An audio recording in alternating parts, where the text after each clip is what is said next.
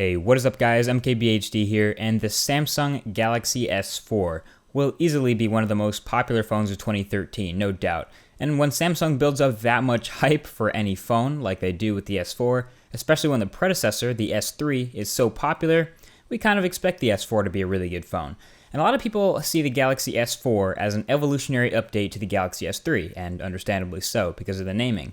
But after my time with it, I'm seeing it a bit differently. I'm seeing the Galaxy S4 as more of a downsized, reconstructed Note 2. Hear me out. So the Galaxy S4 is more square than the Galaxy S3, first of all. And although it has very similar dimensions, Samsung will tell you that it's slightly thinner and slightly lighter, so that's true, but you won't really notice these differences. If you're familiar with the Galaxy S3, you'll also feel right at home with the button layout and the port layout because they're the same on the Galaxy S4. And they're also the same as they are on the Galaxy Note 2. But overall, the phone just looks and feels just different. Different in the way the Galaxy Note 2 feels different from the S3. Mostly because of this design, again, it's more square. And then you check out the insides. You already know that you can take off the back, the thin, flexible plastic back of the Galaxy S4 to reveal the internals, and that'll reveal a removable 2600 mAh battery and a micro SD card slot and the speaker, micro SIM card, etc. Now, compare this to the Galaxy S3 on the left and the Galaxy Note 2 on the right, and there is even more reason to consider the S4 a restructured Note 2. The speaker is now down in the bottom at the same place, the battery is also now lower in the chassis, and the micro SD card and micro SIM card slots are now above the battery instead of below. All of these like the Note 2, not the S3. Also on the Galaxy S3, the edges were so tapered that you had no real edge of the phone to grip. And that was a bit of a problem for me, but with the new S4 design, you actually have that metallic band around the phone that creates an edge to grip before the tapering starts. It's a small touch, and it's something a lot of reviewers look past as a cheap attempt to look more premium, but it actually really changes the feel of the Galaxy S4 in the hand when you hold it. So on the hardware side of things, consider this guy a compacted Galaxy Note 2. That's just the way it feels in the hand and the way it's built. On the software side of things, though, this is familiar Samsung territory. So here on the Galaxy S4, we have an updated Touchwiz on top of Android 4.2 Jelly Bean this time. So first of all, since it's Android 4.2 now, you get a bunch of new Google features, like, for example, the quick settings in the notification bar that Samsung so generously colorized and added to. They're accessible with a 2-finger swipe down from the top of the notification bar, and you can basically customize them to let you one-tap toggle any feature on the phone, which is actually kind of nice. It's convenient. And you also get Android 4.2's lock screen widgets, and the first one I installed is Dash Clock, of course, because it's beautiful. But yeah, plenty of apps are supported. You can swipe to the right to open the camera, or swipe to add more lock screen widgets. They're a welcome addition that the Galaxy S3 and Note 2 don't have yet. And then there's the rest of Touchwiz. So Samsung stuffed this phone to the gills with software features inside of Touchwiz. A lot of them will make for great commercials and gimmicky tricks and neat demos, so this phone is very demoable, which is very good for Samsung. But in the end, a lot of these features probably won't be used by the average user. So for example, Air View is new. It lets you hover your finger over an album in the gallery to get a preview of the photos inside. It's useful, it works, but it's an extra gesture you have to learn, and people are used to just tapping in and opening the gallery anyway, so I don't know if people will use that. There's also things like Smart Scroll and Smart Stay and Smart Pause and all this smart stuff that's supposed to basically read your eyes using a front-facing camera and take action or adjust itself accordingly. They all work most of the time, but if you have them on by accident or you don't want them to be on, you may find your phone scrolling up and down or pausing videos or changing orientation by itself when you didn't want or need it to do that. So I ended up turning these features off after a while. They got annoying and I just didn't need them. And I did an explanation video of all these things, so I'll leave a link right below the like button on this video if you want an explanation of all the Galaxy S4 software features. But basically overall, Touchwiz has a lot of new added features that are, like I said, great for demos. It's great for showing off to your friends or something like that. But eventually I turned them off because they just weren't doing it for me. I don't really need them. Overall, though, Touchwiz is still very colorful, as we've seen on other devices, and very, very contrasty, just like on the Galaxy S3 and the Note 2. And Touchwiz is very contrasty because it's also on that AMOLED display. And speaking of that display, this is no ordinary AMOLED display. The Galaxy S4 is rocking a 1920 by 1080 Super AMOLED Plus display. So that gives it a pixel density of 441 pixels per inch, and it does have a pentile subpixel matrix, but nobody can tell. This display has far more pixels in that 5-inch space than any naked eye can decipher, and that means razor sharp text, images, video, everything. I love it.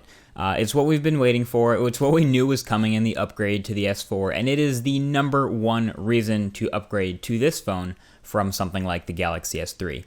Now, because it's an AMOLED display, it also has a few advantages over other 1080p phones. For example, deeper blacks, higher contrast, and lower power consumption. But all of that comes with the trade-off that this display is no brighter than the Galaxy S3, so it kind of struggles in daylight when compared to something like the HTC One.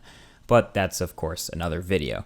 Now, it's pushing these pixels with the Snapdragon 600 processor in the United States, which, if you don't know, is an absolute tank of a processor. Just a performance monster, benchmark killer, and all-around great chip. So it's going to score really high on pretty much any benchmark that you put it through, and it's also going to get you great power consumption as well. So I was able to get all-day battery life, again, about the same battery life as the Galaxy S3 with the stock battery.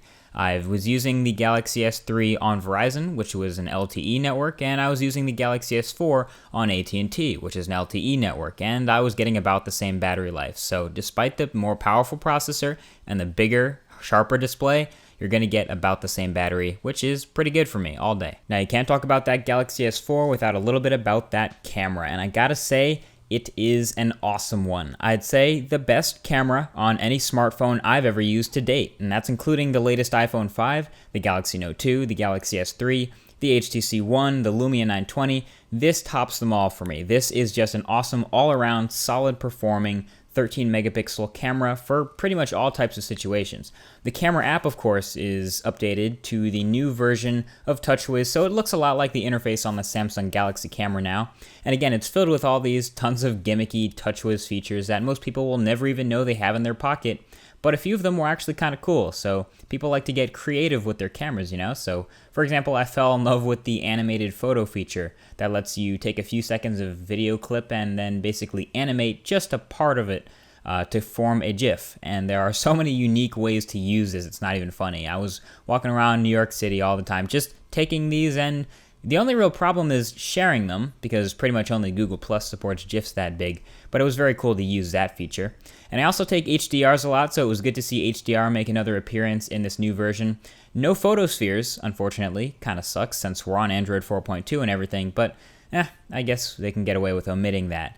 I'll include a full resolution panorama I took in New York in the description below so you can see the real quality, because YouTube won't really let me show you just how good looking the photos this thing takes are, but trust me when I say they are beautifully sharp and detailed with all those pixels, and definitely good with the color department too. It's a solid performer in low light as well. It's no Lumia 920, it's no HTC One in low light, but it definitely produces acceptable photos in pretty much any lighting situation, which lets me give it the crown of best all-around camera in a smartphone. So at the end of the day, there are a lot of things to like about this phone, from the 1080p display, to the battery life, to the Note 2-like squarish design, to the things like, you know, the little Touchwiz improvements on top of Android 4.2. Yet, then again, there are plenty of things not to like. For example, the Settings app, which took a huge step down and currently sucks with this lame tabbed interface that you can't even swipe through to get. But it's really all about your values when it comes to judging things like that. And so the huge question at the end of the day is it worth your upgrade? Is it worth your money to upgrade from the Galaxy S3 or from other phones? And right now the verdict is, if you have to have 1080p AMOLED, then yes, this is the way to go. This is the only way to go. If not, then you might be better off waiting. The software features you see here are basically around the corner in a firmware update from the Galaxy S3 and the Galaxy Note 2 and other Samsung phones. But what about other phones like the HTC One or other 1080p devices?